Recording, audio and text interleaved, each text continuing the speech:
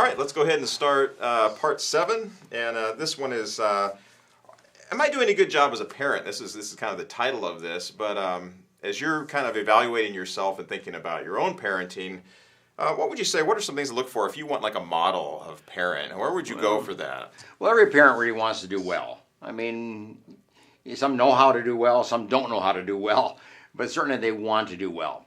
Start looking around to other parents. Observe. You know, observational learning is part of learning. It's a big part of learning.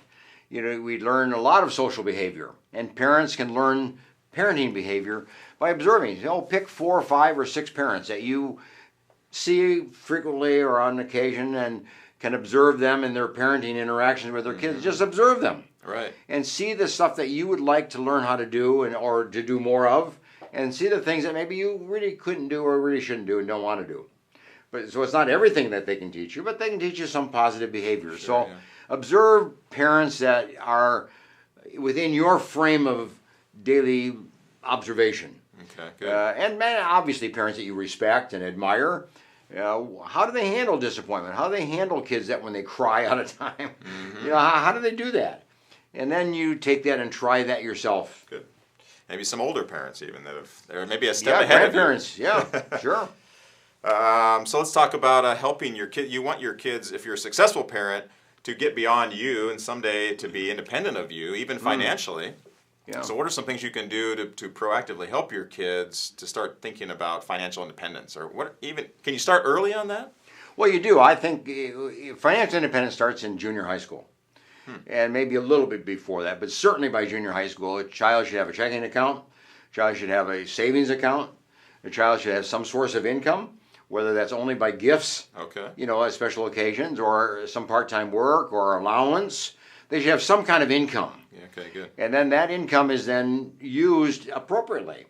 In our situation, we required our kids when they had income, you know, 25% went into the bank, part of their savings.